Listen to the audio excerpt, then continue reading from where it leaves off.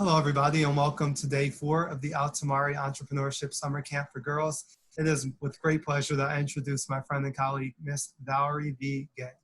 She is a certified financial planner, a nonprofit administrator, performing artist, and thought leader. She possesses a unique blend of executive leadership and financial expertise, paired with extensive program development experience. Val is an active performer across several genres. Performances include operas, special events, and solo concert series and recitals, including a solo performance at the world-renowned Carnegie Hall. She was awarded first prize at the Summit City Art Song Festival competition and performed with several artists, including Kathleen Battle, Opera Liberia, Poor Richards Opera, Prism Quartet, gospel artists like Dottie Peebles, who I love, Walter Hawkins, jazz trumpeter and composer Hannibal Lacumbe, world premieres. As a keyboardist and conductor, Val has formed and directed several gospel choirs in our area. And she has a magnificent voice, I've heard it. A serial entrepreneur since 2006, Val founded Fortress Arts Academy, which provides arts and skill building lessons for children and adults. Some of you may be in here now, especially those in underserved communities. Val has also co-founded Syncopate Advisors and Davis Gay and Associates, a firm which provides targeted support for nonprofit and social venture organizations, and they seek to solve societal problems. And she's also created the Ever Ensemble, a collective of women musicians who perform diverse musical genres from classical to hip hop. Val is currently serving as the Deputy Director and Chief Experience Officer for the Barnes Foundation in Philadelphia, which is a renowned institution that really gives back. She has previously held senior and executive level positions, including Executive Director of Art Sanctuary in Philadelphia, Assistant Dean for Institutional Advancement for the College of Education at Temple University, and Vice President and Portfolio Manager with PNC Advisors, not bank with PNC. She also managed investment portfolios and high net worth individuals and family trusts. So she is a financial expert. Val serves on the boards of directors for the Barra Foundation, the Philadelphia Cultural Fund, and is a member of the Arts and Business Council's Advisory Board and the Mayor of Philadelphia's Commission on the Arts. She has received a number of community awards and distinctions, including 101 Most Connected Leaders, Philadelphia's Most Influential African American Leaders, and XIX Most Fashionable Women. She's quite fashionable. In 2019, Val has received an honorary doctorate in humane letters from St. Joseph's University and has earned a professional studies certificate and a master's of music in vocal performance at Temple University's Boyer College of Music and Dance. She also has her bachelor's degree in music and vocal performance from University of the Arts and completed degree coursework at the Peabody Conservatory at Johns Hopkins University, which is another prestigious institution. So without further ado, the very accomplished, awarded, and wonderful Valerie V. Gay. Thank you for being here. Thank you, Roger. Hi, everyone. It's so great to, again, see a couple faces and then most names. I'm really honored to be here. And so you probably already know this, so I'm just to ask the question, who is the youngest here and what is your age? Do you guys know this? Did you figure that out? Okay, who thinks that they may be the youngest?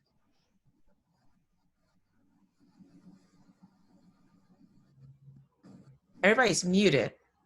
So how about this? What's the youngest age, Roger?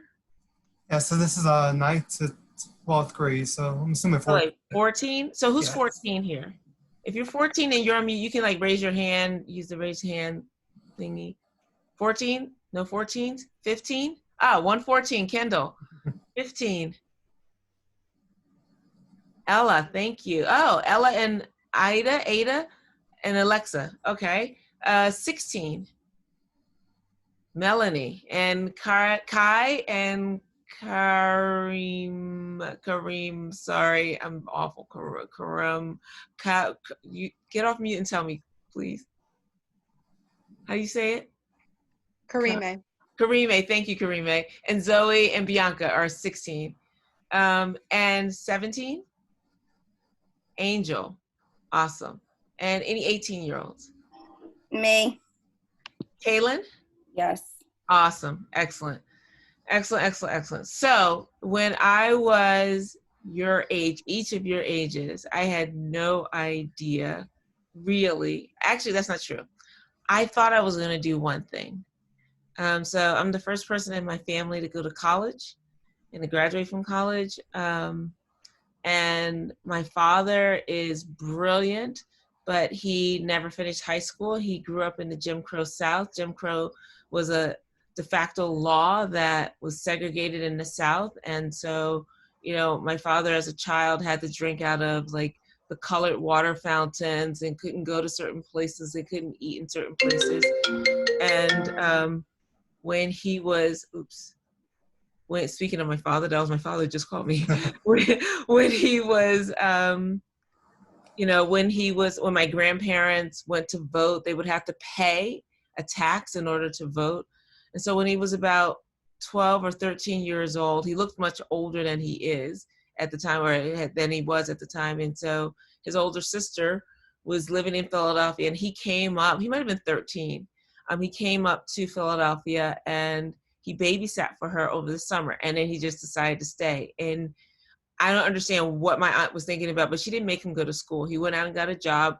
People just thought he was older, and he was smart. And so they just gave him jobs, and he was able to work. And so he never finished school. And he always regretted that. My father, like I said, is brilliant. My mother was a nurse. She's retired now. She was a nurse. She grew up in Philadelphia, went to Philadelphia schools and became a nurse. And when they got married, they decided first day that their kids were going to go to college. So I didn't know what college was. I just knew I was going. And then they started saying things like, you're going to be a doctor. So I was going to be the doctor. My brother's going to be the lawyer. My other brother, my father, ended up starting his own business. My father's an entrepreneur. He started a contracting business, doing the things that he knew how to do well, and he got paid for it. He had a job. At first, he had a pension, which means when you retire, they pay you.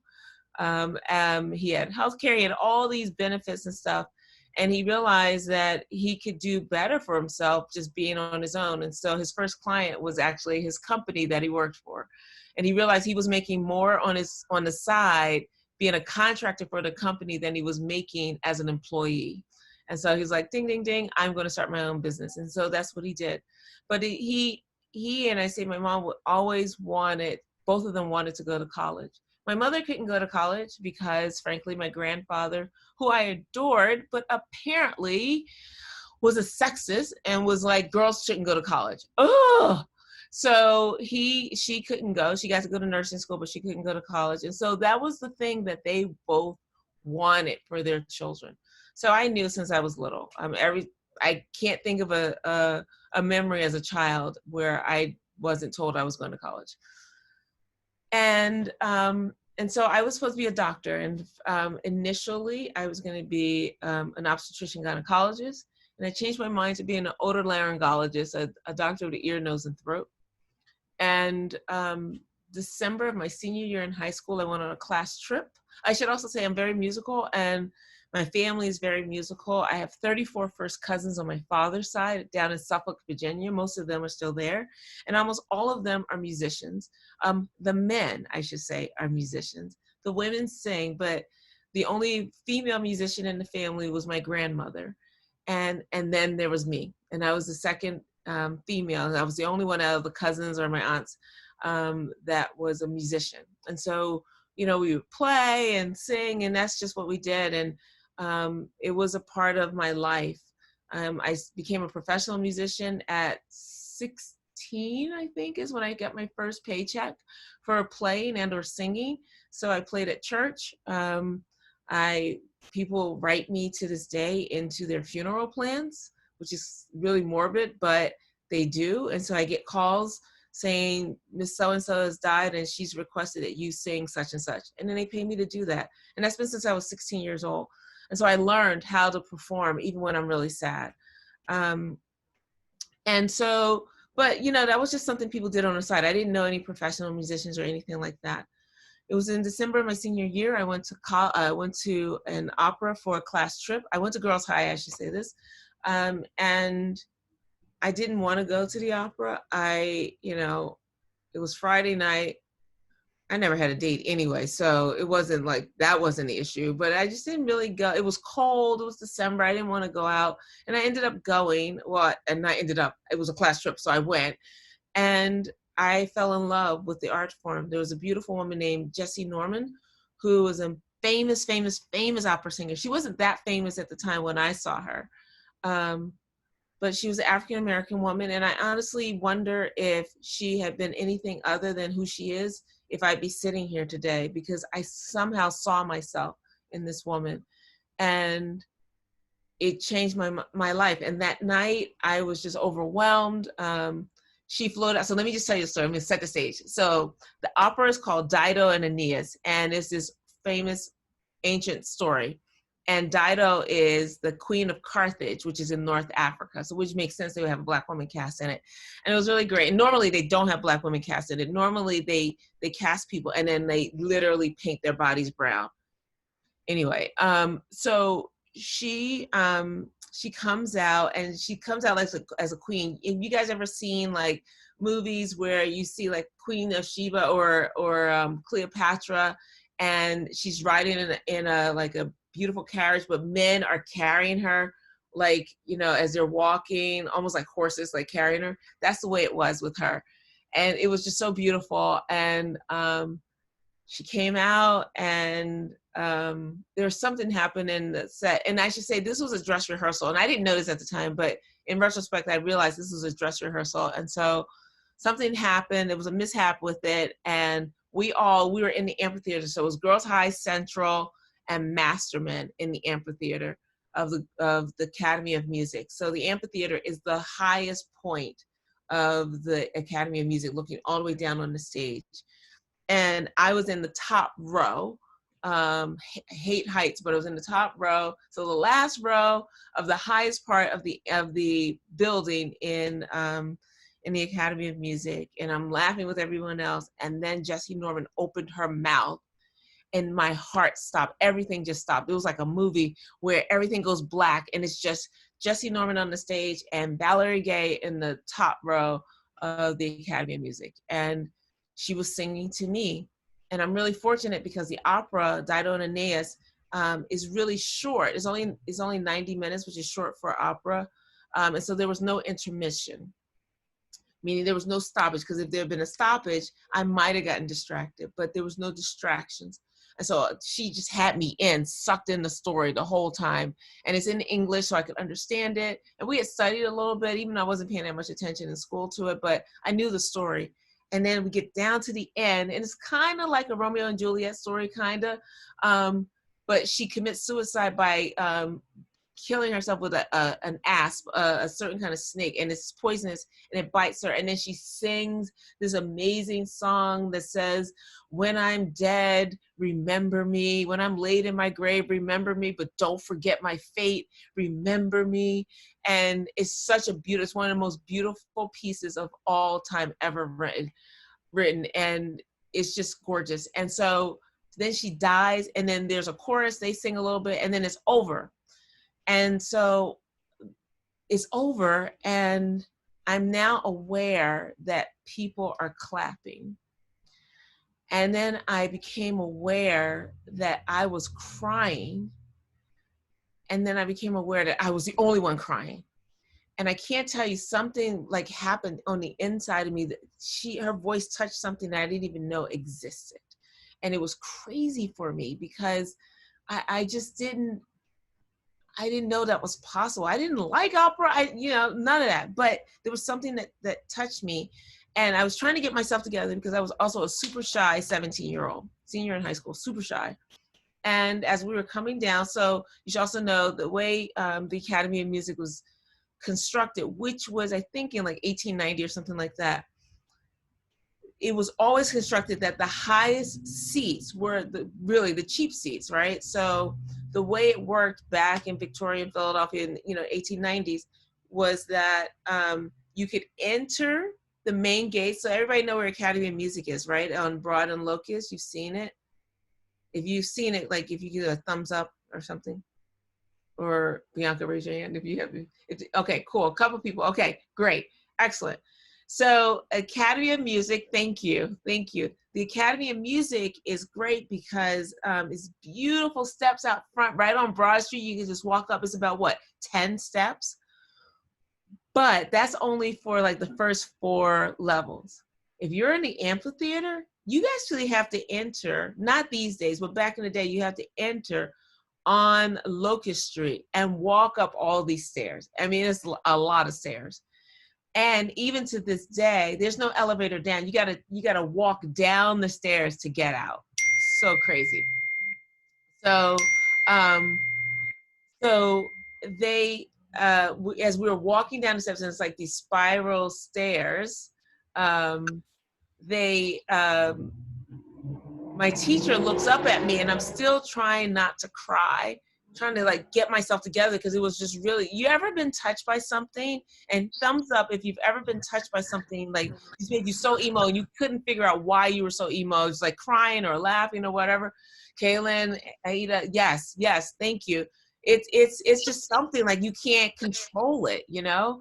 And that's how I was. And I was just trying to get myself together because, you know, I mean, I was kind of popular. Well, okay, that's a stretch. I wasn't quite popular. I could sing, and people knew me for singing, but I wouldn't say like I was a cool kid. You know, I was trying to maintain my status, but I wasn't a cool kid.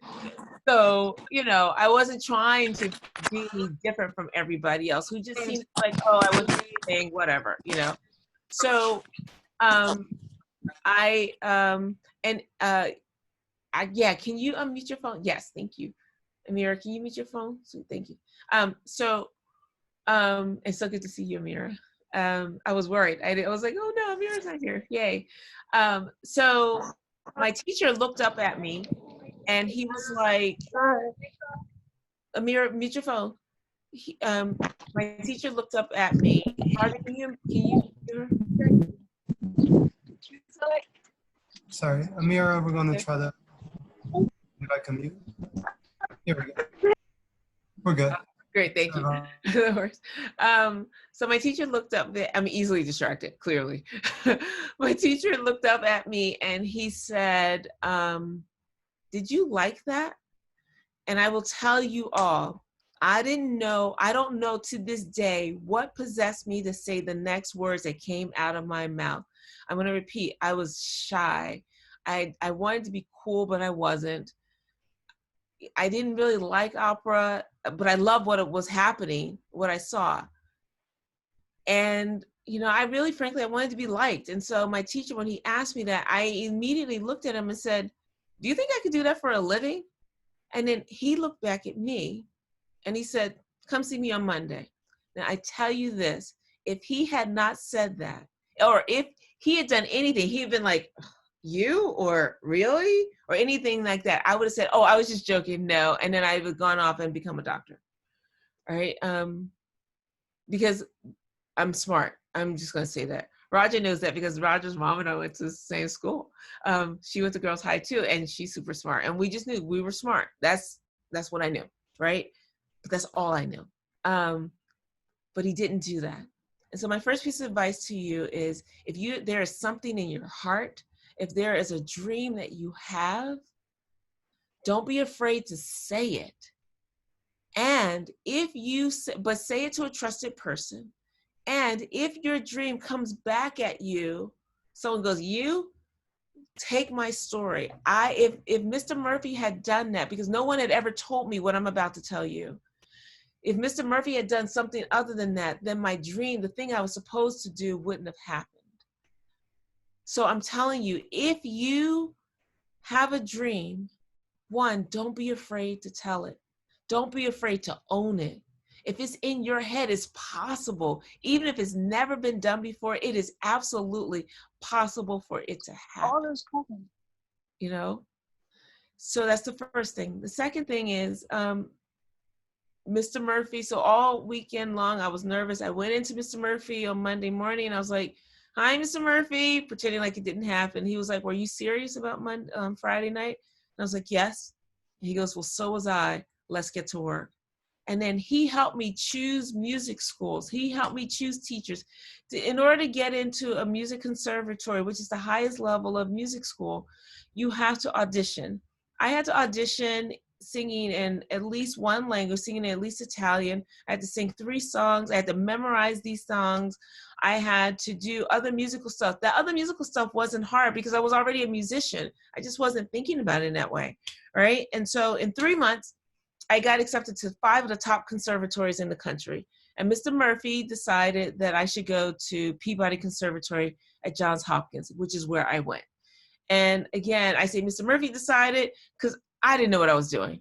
And I'm grateful to have a guide. So if there's ever in your life you can find someone who's been where you want to go, see if you can work with them, see if you can volunteer with them, see if you can, ask them for a Zoom meeting or just for a few minutes, or pick their brain or ask questions. People are often willing to help, and they're often willing to guide you and to offer assistance, because none of us got here to wherever it is that we are by ourselves.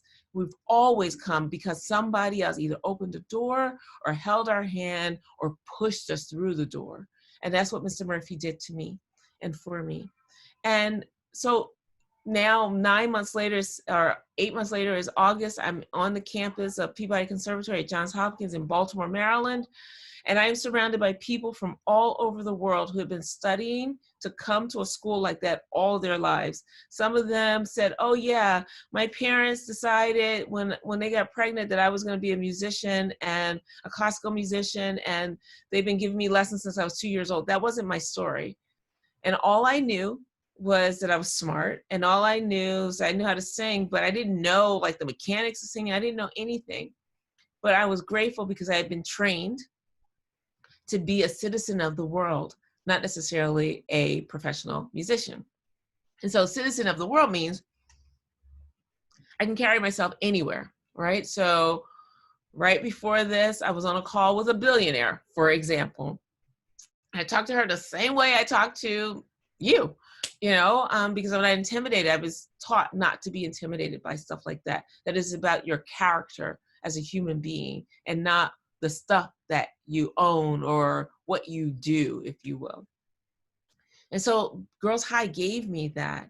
And then, having the discipline to study music when I was younger helped me, so that when I got there, it was great. I became a leader there. And then I transferred from there. I went to Germany and did a study abroad on my own. I created my own study abroad, which was amazing.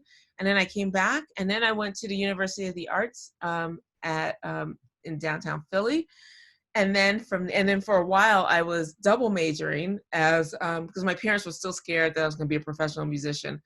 So they begged me, please, to consider nursing as a fallback. And I didn't want to have a fallback, but to placate them, I double enrolled at Temple and was doing pre-med and University of the Arts at the same time. And it just wasn't for me. And so I finished at the University of the Arts with my bachelor's degree with honors in voice.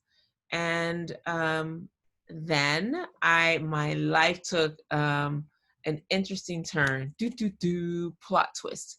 So I had fallen in love my senior year in college, and I got married, had a baby, and got divorced all in the same year. Oh, graduated from college, got married, had a baby, got divorced all in the same year. Whew, I don't recommend that. That was tough. And so I decided not to sing anymore because I decided to raise my daughter. That meant that I gave up a fellowship in Hungary to sing. Back then, and still somewhat to this day, singers, opera singers, they go to Europe and they go from opera house to opera house singing. You get an agent, and oftentimes you don't make a lot of money, but it's okay because you're learning a lot. And, the more experience you get, the better. Then you come back to the United States and you kind of make it. But I didn't want to strap my daughter to my back and have her like living in trains and, me going from place to place. And I knew I wasn't going to have any money or a lot of money to have people take care of her, have a nanny or anything like that. And I didn't want to leave her with my mom. to raise by, to have my mom raising. My mom would have certainly done it. My parents, they would have certainly done it, but I didn't want that. It was my choice to have her. So I chose to stay home and raise my daughter. And when she was 5 years old, I realized like, oh my gosh, she's got to go to college. I'm also a little bit of a planner. So I thought ahead and I was like, shoot, I got to pay for college. What am I going to do? All I know how to do is sing. And so I taught myself how to type. And I ended up in a bank as a legal secretary. And then from there, within a year and a half, I learned some computer stuff and became a trust officer. And from there, I created a software program that the whole bank used, or my division of the bank used, that became the platform for me to become a wealth manager or an investment portfolio. Along the way, I became a certified financial planner and a vice president of the bank. And then I got to become the music director of the bank. Who knew that a bank could have a music director, right? And so I got to lead a choir and a band every holiday season. Initially is a 40-year-old tradition for the bank, and this one man ran it for 40 years. Think about that. This one man ran it for 40 years. He worked at that bank for 40 years. Oh my goodness. That's like unheard of today. But when he retired, they asked me if I wanted to take over. And I said yes, but I wanted to change some things. And they were like, oh, good. So instead of just having it all be classical music, I knew a lot of my colleagues play instruments. So I created a band. And then I had a choir and people who said they were interested in singing. I got to sing a solo. Kids would come up. So people on Christmas Eve, this is the way it worked. Christmas Eve, people would bring their kids. Santa would give out the gifts that the parents would give to Santa, and the kids would dance and stuff, and it was fun. And I should say, let me tell this part of the story because it's important. The first year I was there was a little girl who was 12 years old. Everybody brought their kids. A little girl who was 12 years old. And I don't remember her name, but I remember her mom's name. And I remember that they were Jewish. And this was a Christmas holiday. And her mom had to be there because it was a work event. And therefore, this little girl had to be there. But it wasn't her holiday. And it was clear that she felt isolated. And my heart just broke for her. And like nobody was really talking to her. And she was just kind of sitting alone. And when they came to me the next year and asked me if I would run it, I said yes, but I want to change some things. And that was one of the things I wanted to change. I wanted to make sure that it was multicultural, that it was much more expansive, and that anybody there would feel comfortable or feel that they were seen as a part of it. So I talked to all my Jewish friends, and they told me that the best song that I could get for around that season with Hanukkah was the dreidel song. Everybody knows the dreidel song, so that was fun. We did songs in Spanish. One year, like everything kind of fell together, and so like we celebrated Ramadan and Christmas and Hanukkah at the same time. It was crazy. We really made it a multicultural thing, and for 6 years I did that. And it was so much fun. And it grew from being about like 40, 50 people in the beginning to like over 300 people by the time I left, which was amazing. And at the very end, I was talking to this guy, one of my colleagues, who named Dan Barron. I love Dan. Dan wears a yarmulke, so he's Jewish. And Dan and I were chatting, and his son, Benji, comes up and said, Dad, I know we don't believe in this guy, but I'm telling you, this Santa guy is cool. Look what he gave me. And for me, it was like full circle, because it felt like for the first time, these kids, everybody felt included and welcome. And that meant so much to me.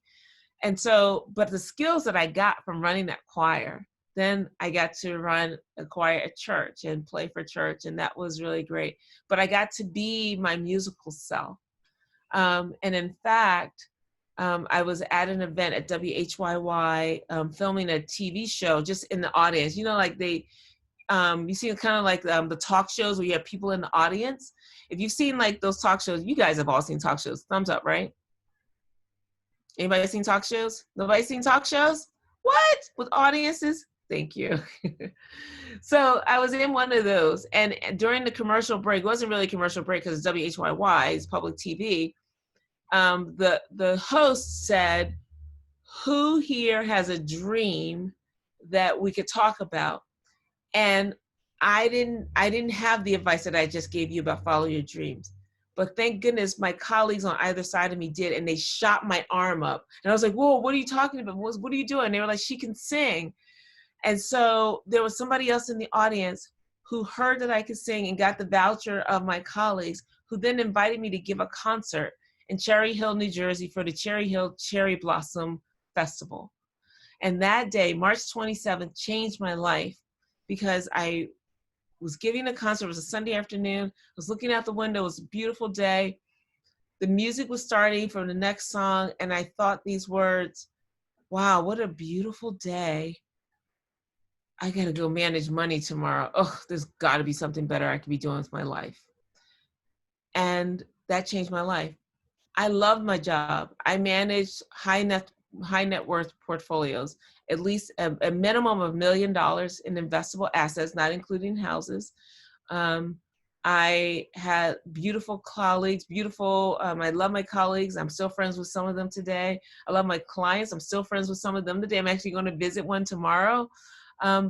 But it wasn't my dream. It wasn't fulfilling to me.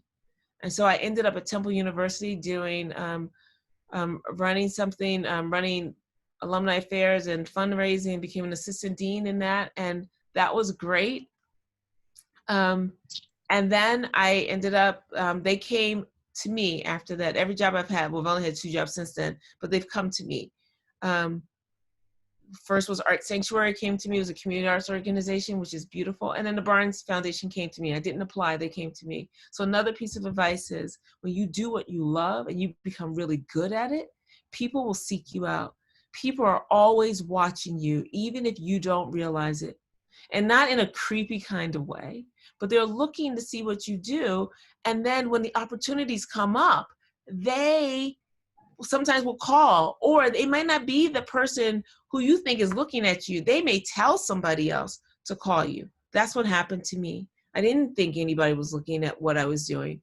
And I'm very grateful that they were. And so anyway, all of that full circle. When I was at Temple, fortunately, I was able to get a master's degree in voice. I got to perform again. And then I got a performance certificate. So 3 years, which is great. And then my daughter graduated from college, from Temple, and I then got to come back to full circle to my full self, where I had all these other skills now that I've developed, leadership skills and governance skills and administration skills and business skills. I started my arts academy before I even got to Temple. I started my arts, actually while I was at Temple, I started my arts academy. All these different skills, and still get to be an artist. So now I get to be an art leader and an artist, which is amazing. So I just sang at 2 rallies this past week. Last Tuesday, a protest at the Art Museum I got to perform at, that they asked me to perform at. And then on Sunday for Father's Day March by the Urban League, they asked me to perform at it, which was amazing. I'm so honored.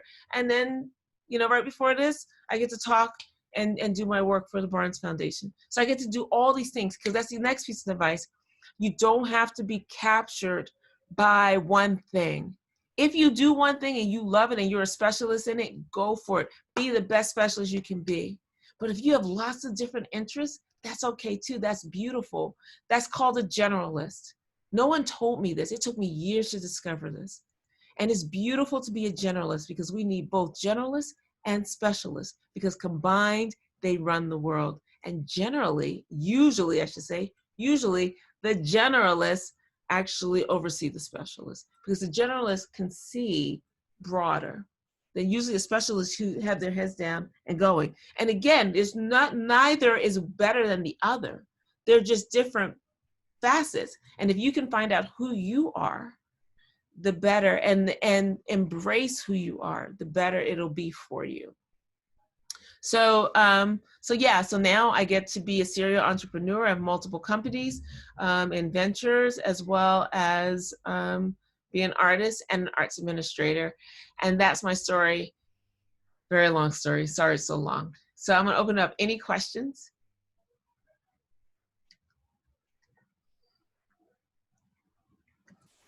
Hey ladies, can you please put on your cameras too? as many people as possible. Because Ms. Val would definitely like to see you. Yes. Hey, Zoe. We have 19 ladies, so. Awesome. Awesome. Hi. So your name just went off. Who you have on blue, one ponytail? You have headphones on? Yep. What's your name? My name is Melanie. Oh, hi, Melanie. Your name went off. Okay, now I see it. Hi. And do you pronounce your name Aida or Ada? It's Ida.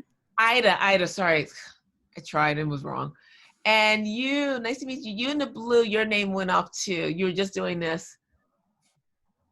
Damani. Damani. Hi, Damani. Hi. Nice to meet you. And you with the really cool like scarf behind you, your name just went off too. Me? Yep, Kai. Yeah. That's so weird that like when the photo comes up and your name goes off, but then when you did that, it came back. Excellent. Kai, nice to meet you all. It's great to see you. And I see Bianca. Bianca was hanging with me the whole time. Thank you, Bianca.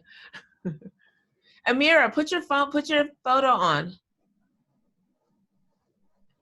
And oh my gosh, I Hi, forgot. Ms. Val. I'd rather not. I really look like terrible right now. Okay, fine. I like your photo though. All right. Look, I like your photo. Thank you. Sure. Karime. Yes. Hi, Karime. Awesome. And Paige. Hey, Paige. Awesome. Ella, I like your tie-dye photo, even though, I mean, you know, image. It's just great. Excellent. So you guys have any questions at all?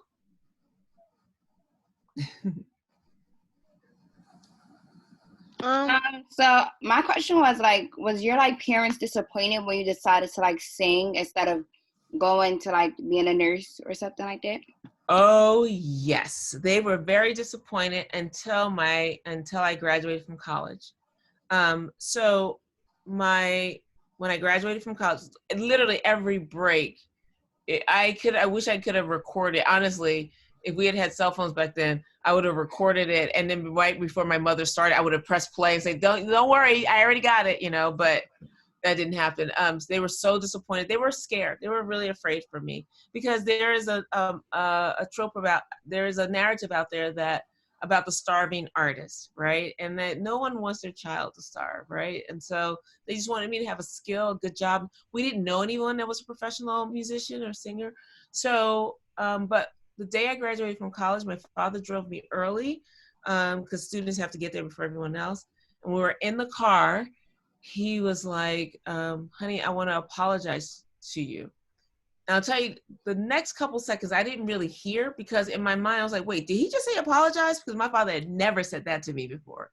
And then finally I was like, why, Daddy? And he was like, because you were right and your mother and I were wrong. And you were following your dream and we were just scared. And we realized we were wrong and we're proud of you and we're proud of how you stood up to us and you were strong. And don't ever let anybody tell you what you can do. You're an adult now. People will give you their advice and you can consider their advice, but you don't have to do what anybody tells you to do, including us. And we're proud of you.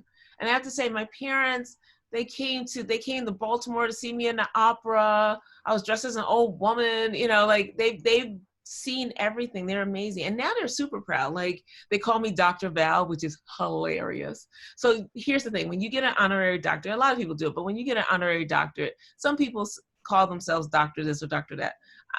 That's just not my thing.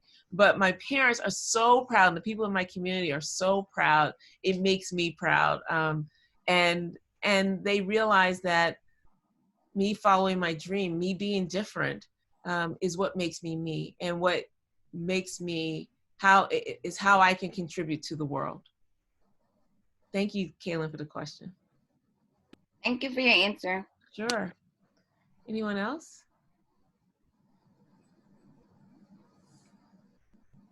This question, it doesn't really have anything to do with like what we're talking about. But I was wondering how you get your teeth so white. You have really nice teeth. Oh, thank you. Thank you. So I will tell you, at the beginning of COVID, I was drinking a lot of coffee. I stopped drinking coffee, and so I was starting to get like that brownish, or that, like, not even, it's not quite yellow, but you know, that glaze that you get. I was like, oh my gosh, I can't even go to the dentist. And I looked inside, and I was getting like brownish stuff on the inside, like it was freaking me out. I was like, I can't go to the dentist. And so I went online and I got this charcoal toothpaste. So like the charcoal, like you dip your toothpaste in. I'm telling you, your toothbrush in, it works miracles. And it's slowly, it's not like the stuff where you have to sit it on your teeth, because that can hurt your gums or your teeth. But literally, it takes a while, but it works. It gets all of the gunk off your teeth. What I've learned from my dentist too is that we all have natural resting colors, right? There's a spectrum of like whiteness, so, and they have different like 1A, 1C, kind of like hair, and it's very similar. So the charcoal will get you to your brightest, whatever your brightest is. So thank you. Thank you. Sure. Anybody else?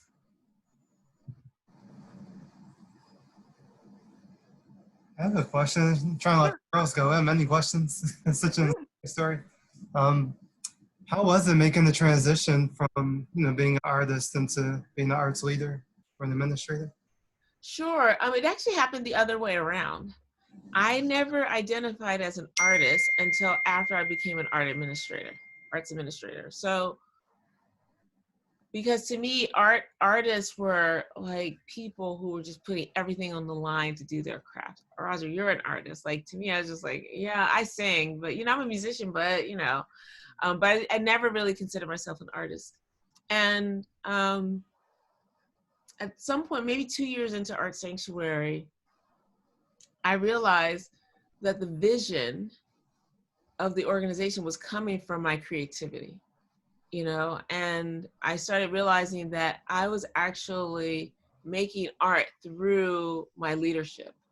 And then one day somebody called me an artist, and then literally it was weird. In the beginning, people used to call me, oh, the woman who used to work at Temple, or that nonprofit person. And then they started referring to me as, who sings.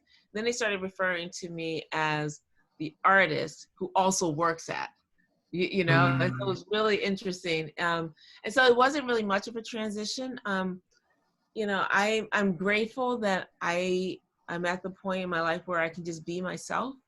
And so, to me, everything is making art, which is so much fun too, because life's too short to like only relegated to this tiny thing that I enjoy, and then the rest of my life I'm like miserable doing something, Thank you.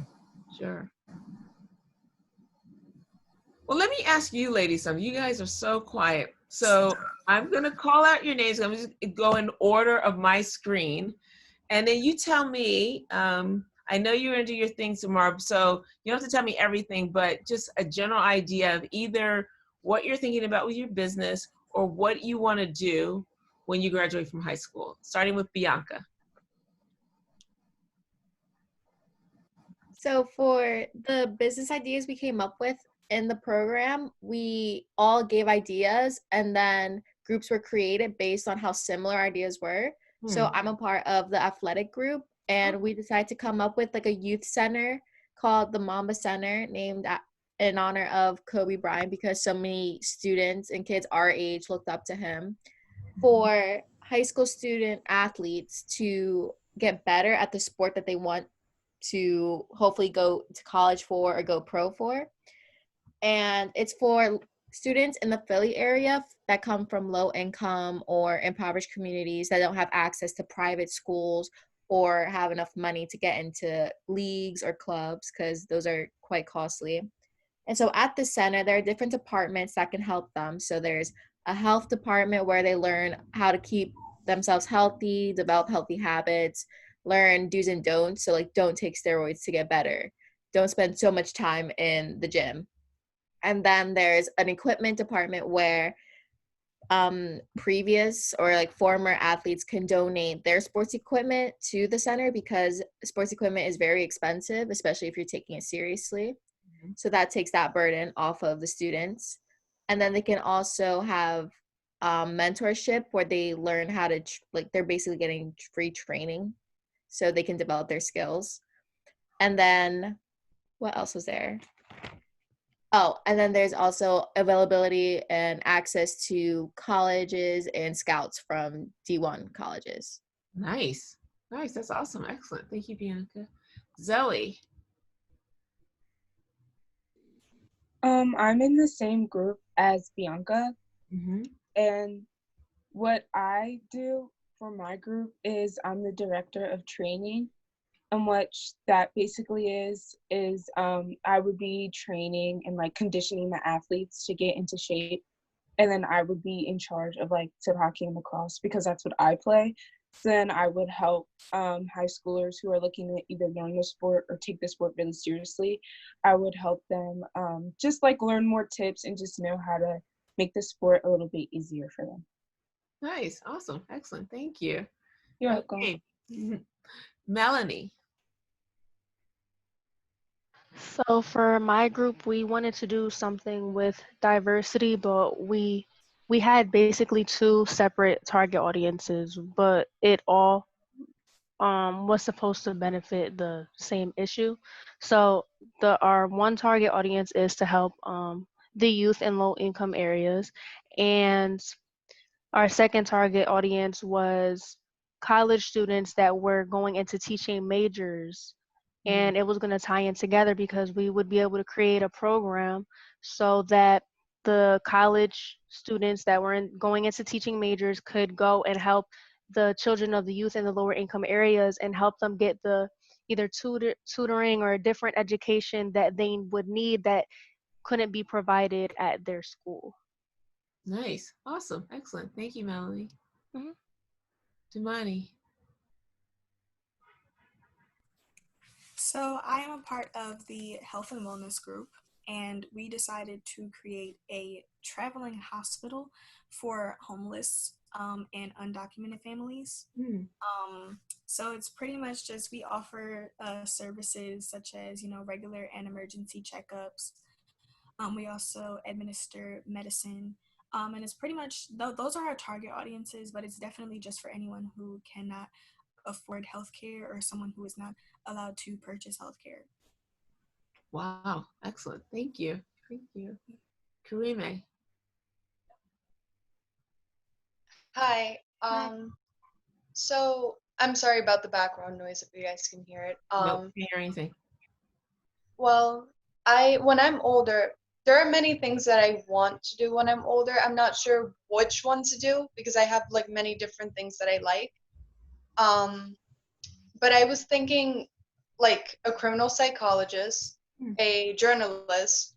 I've also like a pathologist. I've also been thinking about being some type of doctor. Like I'm not sure what I want to do yet. It's just whatever I want to do. I also want to minor in something artistic like fashion design, which I would prefer to do. I just don't know if that would even like is that difficult to like what is that word? To juggle both things, like something artistic and something I guess more academic in college. Not necessarily. Not necessarily. So depending on the school that you go to, some schools or many schools have what they call like a core curriculum where there are things everybody has to learn or study before you get to the higher levels of the coursework of your major. So let me talk about Temple because I know about how Temple works.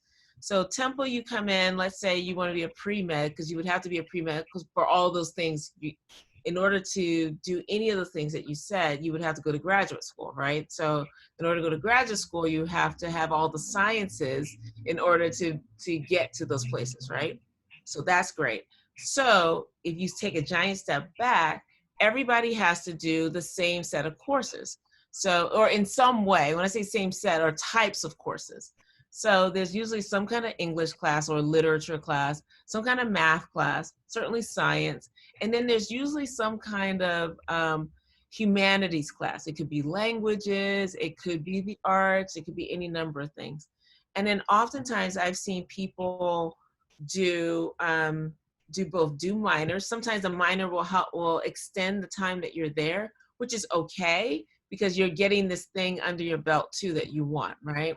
So the first couple of years, a lot of times people will take their core curriculum classes that are required, and then usually you'll have electives, and oftentimes people will take enough electives to satisfy a minor. Does that make sense what I'm saying? Like, so you have to take biology, or you have to take English World 2 or whatever, but then you could take fashion design 101 or something like that, you know? And I've seen lots of people do that. Roger, would you agree with me on that? Absolutely would. Yeah, you have your major classes, and then you would have your, I don't know what they call them, Common Core. Like you said, it's different than this, but yeah, that's how it works. And then we do co-op at Drexel, so primarily 5 years. Right. And so, and so when that's a question to ask when you're looking at schools to see, what they can offer you. The beauty right now for all of you is that you are all in great positions to talk to colleges. Colleges need you. And so, a few years ago, it was the other way around. They were being so kind of standoffish, frankly. But now, they will roll out the red carpet because they really do need students. And this is your opportunity to say what you're looking for. And don't just take the first thing that you see, but really make sure it's a good fit. And also, names don't mean quality for you. So something that's quote unquote number one in something may not be number one for you. And so really take the time to look at it. And this is with everything. It's with jobs, it's with schools, it's with partners, it's with everything. Really, you owe it to you, and each of you are special enough that you should be able to ask for what you want and try to find it. So that sounds fantastic, and it'd be really wonderful. And I know a number of people, one of my dear friends, for example, her sister has a doctorate in biology and is now an award-winning jewelry maker. And she specializes in gold and bronze, and she shows all over the world, and she has a shop in New Jersey. So it's possible. Yeah, awesome. Thank you so much. Thank you. Sure. Paige. You're on mute, Paige. I'm in the same group as Damani, but when out of school, I think I'm not sure yet, but I know I want to be something in the medical field with children, so probably like a pediatric nurse or something. Nice. Awesome. Excellent. That's excellent. Have you, and I forget, what grade are you in? I'm going to 10. Oh, cool. Awesome. Excellent. So you have time to kind of look around and see what's there. Well, obviously Drexel has a great science program. That's great. Excellent. Thank you. Okay. Ella is next on my screen. Hi. I'm in the same group as Melanie with teaching the little kids and getting scholarships for college kids. Mm-hmm. I'm focused more on the side of college kids. We're trying to provide scholarships to people of color, who may not be able to afford college on their own and want to be in education because of the lack of diversity in teaching staffs in schools. Nice. This is awesome. And then after high school, I actually want to go to Drexel. Nice. I've wanted to go there since I was 3. Oh, and wow. I do want to be a teacher. That's awesome. That is awesome. When I was at Temple, I was in the College of Education. And so, and actually some of my colleagues also taught at Drexel. And I will tell you, everybody understands, or every parent now understands more and appreciate more teachers. I have to tell you, because of COVID. I can't tell you the number of people who said to me, I don't care what they ask for, pay them, please pay them so they can take these kids, And so thinking about, and these are like your own kids that you love, imagine having all these kids. So that, teaching is such a honorable and high profession. I'm glad it's finally starting to regain its respect, you know, so thank you for wanting to do that. That's really awesome. Excellent. Thank you. Yeah. Sure. Okay, I think I'm about to mess it up again, but I'm going to try really hard. Ada. It's Ida. Dang it. Oh, You're Ida, close. sorry. Sorry. I'm in the same group as Damani and Paige. We are Healthbound, our healthcare one. It's like DoorDash, but for healthcare. Nice. But after I graduate high school, I really want to focus on like business, but more specifically like marketing and advertising and like that area. Nice. Nice. Awesome. Excellent. What's great about marketing and advertising, you literally can be in any industry because everybody needs marketing.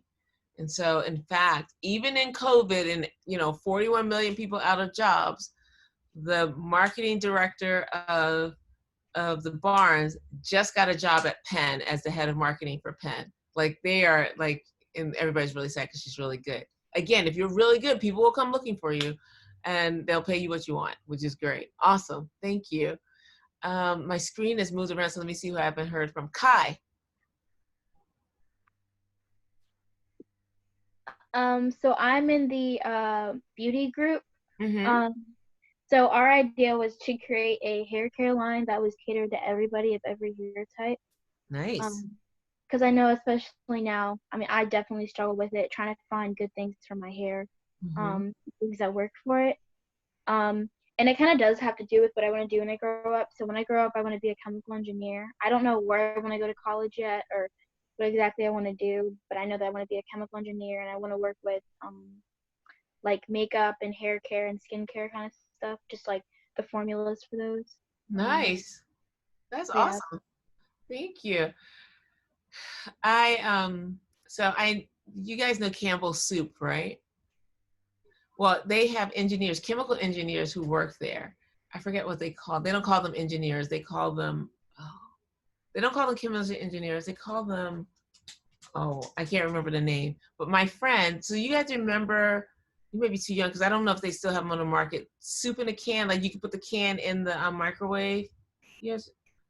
My friend actually started that, who is the person who came up with the formula for that, to be able to do that. And she was like, at Campbell's, like they have like these huge vats of soup and they make these recipes and then people come and eat them and like, oh, that's nasty. And so they redo it. And then her job was to try to figure out how to get it in the can and to be able to put the can in the microwave and not have the microwave blow up, which is really cool. And then my other friend, when we were in high school, when she was in high school, I met her in college. She lived in New Jersey and she lived near, I think it was either the L'Oreal or Maybelline factory. And so she would go every 2 weeks and get her nails done because she was testing their nail polish, which was awesome. And as a result, she had like all these products. And so she had a little salon in our dorm because she had all these products that they would just send her that we would get. My nails are like claws, so not helpful, but it was just really great. So that's really awesome. That's what you want to do. Thank you, Kai. Thank you. Sure. Okay, let's see. Who's next? Kaylin, you're next. So I'm actually I'm going to college. I'm going to be a freshman at Lincoln University. Nice. So I'm in the group with Ella and Melanie, and basically I'm on the side that basically helps the little kids. And what we're doing is an after-school program that would allow like children of color to basically learn and get help with their homework from older college students. Yeah, they pretty much said everything else. And I'm going to college to major in psychology, but I'm also debating on minoring in fashion design and mass communication. So nice. That's awesome. So you will find out when you get to Lincoln that there is a strong connection between Lincoln University and the Barnes Foundation, which is an amazing thing. The Barnes Foundation is almost 100 years old, and it is one of the world's leading museums, and it houses everyone's heard of Picasso? Yes. Yes. And Renoir, you've heard of Renoir, like the Impressionist Renoir, Cezanne. Well, the Barnes has more of those than anybody else in the world, including, and they were French, including French museums. So people come from all over the world. And there's often a class that Lincoln students can take at the Barnes. So that's really cool. Awesome. Congratulations. Thank you. You're welcome. Lily. Hi, I'm in the group with Ella, Melanie, and Kaylin. I work on the side with helping future educators. I think in college, I would go into something in the STEM field or business, or even like something for like athletics. But I'm not 100% sure what I want to do. Got it. That's awesome though. And what grade are you in? I'm a rising junior. Oh, nice. Congratulations. Awesome. Excellent. Well, they all sound great. And it sounds like you have multiple interests, which is great. What's so cool too, knowing or having interests at this age, is that as you gain more and more information, and you can do your own research and like what kind of jobs are out there, or what do people really do, or even finding people to ask who are in your field or your interested field, what their lives are like you can learn a lot from them and decide, oh yeah, I definitely want this, or oh, I'm not sure about that one, or I want both of these things, which is cool. Awesome. Thank you, Lily. Kendall. Hi, I'm Kendall, and I'm also in Kai's group for the beauty group. And I'm going to the 10th grade. And when I'm older, I really want to be an allergist because I have a lot of allergies right now. So I want to help other kids who are also who also have allergies. I know that it's okay to not be able to eat what everyone else can eat. Yeah. Right. That's awesome. I'm so glad to hear that, Kendall. We need allergists. I also have a lot of allergies. I don't really have food allergies, but I'm allergic to just about everything else. And I have to get monthly. I'm now up to monthly allergy shots. It used to be weekly. And last year was 3 times a week I would have to go in and get allergy shots in both arms. It was just awful. But I'm so happy I can breathe now, So I'm so glad you're interested in that. Thank you. That's great. You're welcome. Alexa. Hi, I'm in the athletic group, in the office group, and my role is the director of health. Oh, nice. And I'm supposed to advise the athletes of the best ways to stay healthy, which includes the proper diets and how much they should exercise and the health risks of taking drugs like steroids. Cool. And once I go to college, I want to be I want to major in psychology as well. Oh, nice. Nice. And what grade are you in? I'm a rising sophomore. Nice. Awesome. Excellent. Excellent, Alexa. Thank you. Psychology is really good. I wish I never took a psychology class in school. I had to read up on it. It would have taught me a lot about people. If I studied that, that would have been great. But good for you. Awesome. Excellent. Thank you so much, Alexa. No problem. Cameron.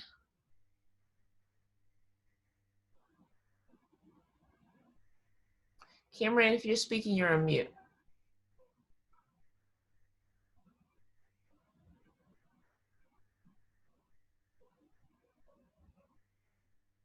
Okay, I'm going to skip Cameron. Cameron, I'm going to come back to you. Let's go to, so there are 2 Melanies. Melanie Vasquez. Okay, my name is Melanie Vasquez. I recently graduated from high school. Oh, nice. Congratulations. Thank you. I'm in a group with, I forget, it was London and Karime. I forget her name. We're actually doing a project for creating basically a help center for people who's been involved in sex trafficking. Wow. But what I want to major in life is being a pastry chef. That's what I really want to major. Oh, that's awesome. That's really awesome. Excellent. Excellent. That's really cool. I'm opening a coffee shop soon, well, probably the next year or two. And one of the things we're going to focus on is local bakers. To really, because I'm gluten-free, but so all of my friends who are bakers, I always buy them like almond flour or convince them to make their favorite dishes gluten-free, and then I would try them out for them, like lemon pound cake, but gluten-free, which is great. So whenever someone tells me they want to go into baking or anything like that, I'm like glommed onto them because I'm so excited about that. Congratulations, that's awesome. Thank you. Thank you. London. Hello. Hi. I'm in the group with Karime and Melanie Vasquez. And I'm a rising senior. So I'm in college. I'm planning on majoring in fashion design, and hopefully minoring in either psychology or African American history. Ah, okay. Awesome. Awesome. Excellent. Excellent. Thank you. Psychology, African American. Excellent. What do you want to do with that? Either of those. They're just things that I'm really, really interested in. So I would love to further my education in those things beyond just high school. Right. So far I'm not entirely sure what I want to do with them. Right. But I would love to learn more. Got it. Got it. Awesome. Excellent. Excellent. Thank you. That's great. There's so much you can do with anything, which is great. Each of you could write a book if you wanted on whatever the subject it is, which is really cool. Great. Okay, there's another name I might mess up, hopefully not. Naida? Or Naida? Oh, you got it right. Oh, I did, yay! So I will be a senior in the fall. I'm in the group with Kai and Kendall, and our idea was to create a hair care line for everyone from infants to seniors. Nice. Since we recognize the problem of shortage of such products. Right, right. I would like to study business and or finance, but I'm not really sure where I would like to study or what college I would like to go to. Got it. Got it. Awesome. Well, the cool thing about business and finance is that just about every school has it. So this is really a case of you finding the right fit for you. You know, like, so going to campuses, some of you may want to go to a big sprawling campus like Drexel's, an urban school. You have lots of stuff.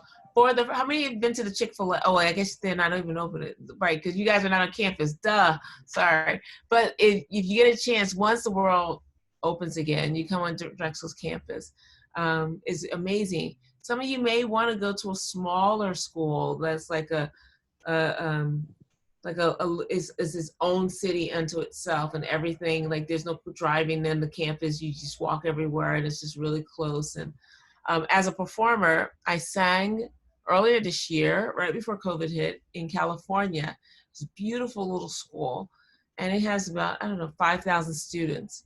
And it was really lovely to see all the things that are right there on the campus. I'm so used to urban schools like Temple or Drexel or Penn, where you got to walk or drive somewhere, and you have lots of cars and all of that. And so it's really cool just to look. I sang once in Iowa. This was interesting, with a group of Middle Eastern musicians who were from Iran and Syria.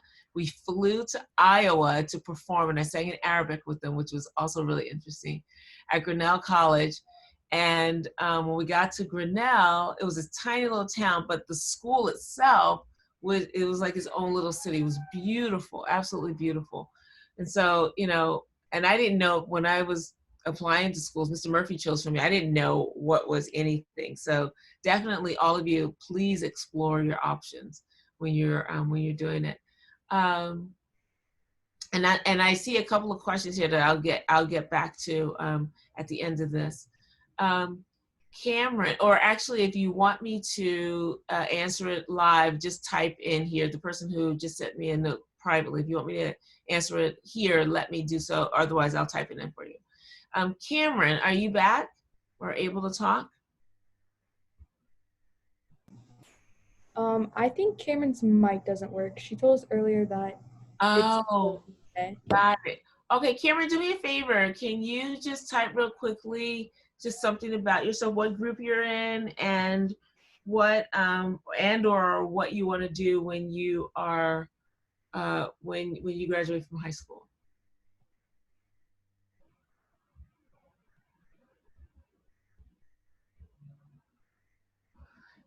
Cool. While we're waiting for that, I do have a question about what would be my tips for business finance students who are looking to start a career in finance and banking.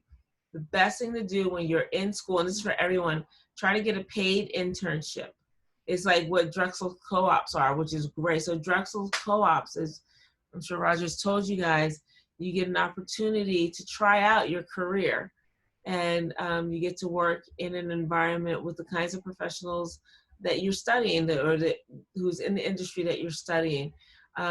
Doing a paid internship versus an unpaid internship. I don't frankly believe in unpaid internships because I think it's just one side, and I really believe in reciprocal relationships. So if you get a paid internship, it's a great way for you to, and banks have them. Banks of all the places, banks,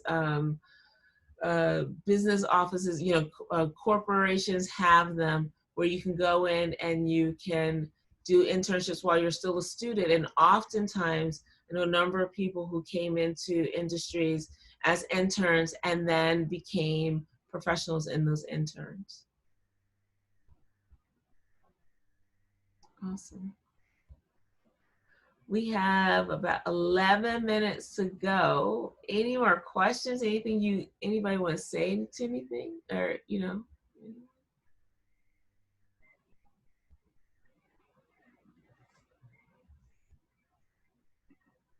No? You guys, I'm excited about tomorrow. Yeah. Yeah. Excellent. So is it like, Roger, did you say it's like Shark Tank? Yeah, I mean, they're not competing, but they'll definitely be just presenting as groups, and then the audience will ask questions. Nice. Family are there, so that's a lot of love going on. Yeah, that's awesome. That's awesome. Well, what you all told me sounds amazing. The work that you're doing. Oh, Cameron, yay. Oh, cool. Oh, nice. Awesome, Cameron. That sounds great. You sound really like you got a lot of stuff going on. That's awesome. Now, are you playing, have you been able to play during COVID basketball? And are you looking at schools, like being recruited? What do they call it, scouted? I'll wait for your answer. But yeah, all of your each of you, so it was athletics, health, beauty, and education, right? Or education. Diversity and inclusion, I think. Diversity and inclusion. That was, wait. Yeah, it's 5 of them. It's health and Oh, it's 5. Oh, I did hear, who was in diversity and inclusion? Somebody told me. The photos keep changing. Yes, Ella, because you were over there at that point. Yes. Yes. Thank you. Thank you. Awesome. Oh, Cameron says, yeah, I still play. Oh, okay. So, oh, wow. You train 5 times a week. Wow. That's awesome. Good for you. Congratulations. Well, I wish you all the best with that. That's really awesome. I tried to do sit-ups in my living room. It lasted for like 2 days. But I'm happy I didn't put on the COVID-15, so that's good. That's awesome. Oh, and an arts group. Oh, there's also an arts group. Awesome. Excellent. I don't think I heard. Did we hear from the arts group? Are they just not here? I think the arts therapy. Hermione. Yeah, I think that was her group. Okay. That's awesome, though. I mean, you guys, the ideas sound really amazing and very well thought out. Is very impressive. And I met when I spoke at Drexel the week that everything got shut down, and there was a fair of like entrepreneurs, and I actually met with one yesterday. She was asking some advice, Roger, which is interesting. but I met two young ladies who are students at Drexel who got a grant from Drexel to try their idea out. And they created a company where you take avocado pits and use them and make like kind of like avocado water out of it, or it doesn't taste like avocado. It's like no sugar. It's like vitamin infused water. It was so good, and they developed that while they're at Drexel. And they're so smart because they don't have to pay for their source, because most restaurants throw, almost everybody throws away the avocado pit. Did everybody, who like uses the avocado pit? I did. I don't. I mean, I tried it once afterwards, and it's actually pretty good. But they were so smart. So they were able to come up with an idea where it was minimal cost. They just had to pay for machinery, but it was minimal cost for their product. Karima, you use the avocado pit. That's awesome. They then were able to make this amazing product that was so good. And I've been thinking about them. I'm hoping that they're okay because they were supposed to launch this spring. So I'm hoping that their launch gets pushed out and that they still will be able to do it, because it's like these two young women from Drexel, which is awesome. Awesome. So by a show of hands, I did this at the beginning. You all said that you learned something here, right? Did everybody say that? They learned, they were having a good time, they learned. I saw a couple of people nodding their heads. If you want, you all, well, no, because I can still see your names, never mind. So it doesn't matter. I was gonna ask you for your feedback from me, but it doesn't matter because I can still see your names. I'll say it could be anonymous, but that defeats the purpose because I see all your names. So, you know, I'm hoping that our time together was helpful for you, or at least gave you just another example of how you don't have to go the route that everybody else goes down. Awesome. Excellent. Thank you, Karima. You know, you each, however many people are on here, is how individual we all are. And I believe so strongly that the world needs you. The world needs your voice, your ideas. Whether your idea is to become a teacher or a chemical engineer, your idea is to become a basketball player or a hairdresser, it doesn't matter. The world needs you and we need your voice. And we got plenty of other people, but we don't have you and your voice. And so when you use your voice, I hope that you use it strongly, and I hope that you love your voice, that you love your ideas, and that you walk knowing that your ideas are valuable and they matter to the people around you, and they matter to the world. Because again, no one person or one group of people can make the world go around. It takes all of us in an ecosystem to push the world forward and to create the world that we all want to live in. And so I'm really grateful to have spent this time with you this afternoon. Thank you all so much. This is incredible. Thank